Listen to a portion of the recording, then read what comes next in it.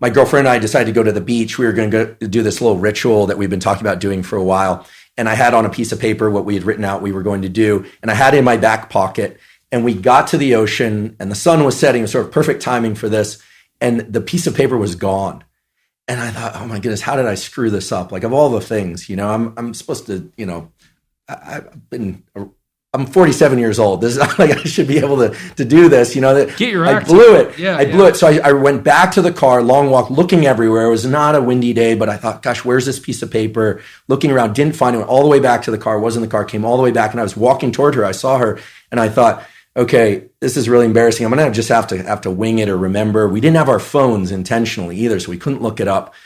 And then I saw the piece of paper on the beach. And it was partially buried in the sand. I picked it up and I was elated. What happened there was my dopamine had dropped way below baseline because I was disappointed that I'd lost it, disappointed in myself, et cetera. And then I found it. And so your anticipation was for nothing. Exactly. So you got punished by yourself for that. Exactly. Because that should be eradicated. If you're highly anticipatory and it doesn't make itself manifest, then you were seriously wrong. So you're going to take a emotional hit as a consequence of that. I think that's also associated, that emotional hit, that pain that you feel, I think that's actually associated with the beginning stages of the death of the systems that mediated that initial response.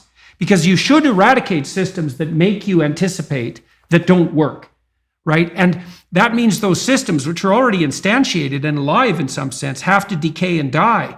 And it strikes me as highly probable that you're going to pay a price in something approximating pain for the death of those malfunctioning systems. It's also because why wouldn't they fight for their lives to some degree? Why wouldn't they resist the decay and death that might be necessary to keep you going? Why? There should be some pain associated with that logically, because it is a biological transformation.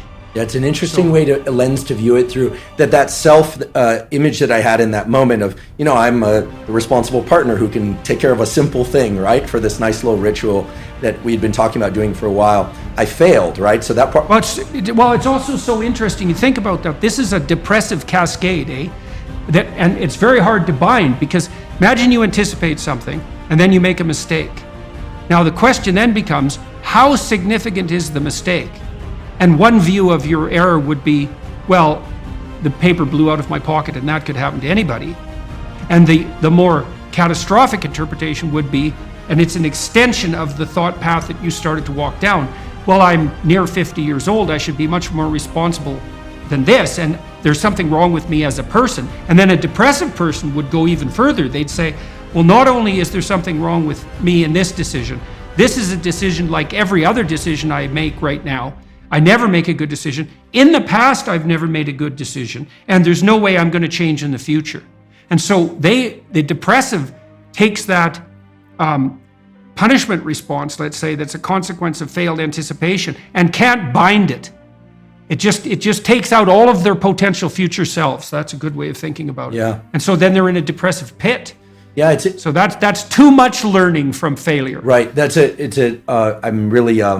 I'm grateful for your insight on this, because indeed, if I'm honest, my thought train went to the point of, I didn't think, I'm a total failure because I lost this piece of paper. I thought to myself, well, if it were a priority, I would have ensured I wouldn't have lost it. Right. She'll interpret it as not being a priority. Like, where are my priorities? Am I overspent? What's going on? You start to sift into the full set of questions. And then, of course, finding the paper resurrects the sense of self. It was, I think it was in that movie Pulp Fiction. Yeah, well, that binding problem is really tricky, because so there's some good rules of thumb for that, which is one of the rules of thumb for that that's extremely useful, that's socially instantiated, is innocent until proven guilty. Right, so you might say when those thoughts come up, because they're adversarial and accusatory thoughts, you might say, well, that is part of the realm of possibility, but I shouldn't. When your child does something wrong that's minor, you don't say you're a rotten kid, right? You bind it. You say, look, kid, here's a bunch of things you're doing right. But in this particular example, specific situation, here's the minimal thing you did incorrectly and how to alter it. And it's a really good habit of mind. It's like to address towards yourself as well as to other people, which is to say, well, what's the minimum crime that I'm responsible for in this moment? And that's part of this miracle of the presumption of innocence, and especially without proof. And a lot of what I did in my clinical practice to people who had a depressive temperament was help them make a case for themselves. It's like, well, maybe you're as bad as you think you might be, but maybe not. Let's take the contrary argument. Let's make you as innocent as you can be in this situation, and only narrow the repair to the absolute minimum that needs to be manifested. Now, some people don't have that problem because they don't have a depressive state of mind, let's say. They're somewhat resilient to the cascading effects of punishment. Those are people who are low in trait neuroticism, by the way. So you could think of trait neuroticism as an index to which the degree failure co-activates punishment across a whole sequence of nested selves. The higher you are in neuroticism, the more likely a given error is to a cascade up the hierarchy of possible selves. And it's a trade-off, because sometimes when you make one little mistake, it is actually an indicator of a flaw in your character. But most of the time it isn't. And it certainly can't be responded to that all the time, because then you'd never be able to make a mistake without wiping yourself completely out.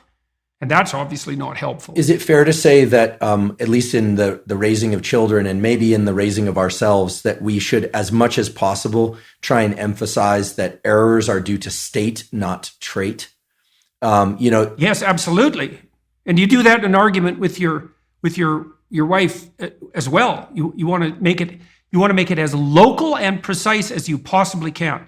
So, and that's also one of the advantages to removing yourself from a rage or an anxiety state, because a rage or an anxiety state is low resolution and global.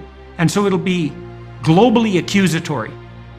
And so you want to specify it and think, okay, well, what's the minimum necessary behavioral transformation to ensure that similar mistakes are not replicated in the future? And generally that doesn't require it's like if your roof leaks, you don't have to dig a new foundation.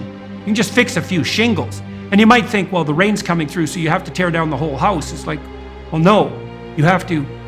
And you might panic and run around because the water's coming in, but it's still a bad idea to dig up the foundations every time something trivial maintenance problem needs to emerge. And so one of the things that's very useful to learn is like, well, is this only a trivial maintenance problem? And one of the advantages to that too is that if it's not the collapse of your entire self, let's say, and it's a trivial maintenance problem, you're much more able to activate that courageous response to anomaly that's part and parcel of exploratory behavior and eventual success. So, and part of the trick of many sorts of well, I would say religious training enterprises, certainly the meditative enterprises, is something like, how do you tell yourself a story, like a real story, though a story that actually works, that's most likely to put yourself in a position where you can confidently approach the thing that's blocking your path.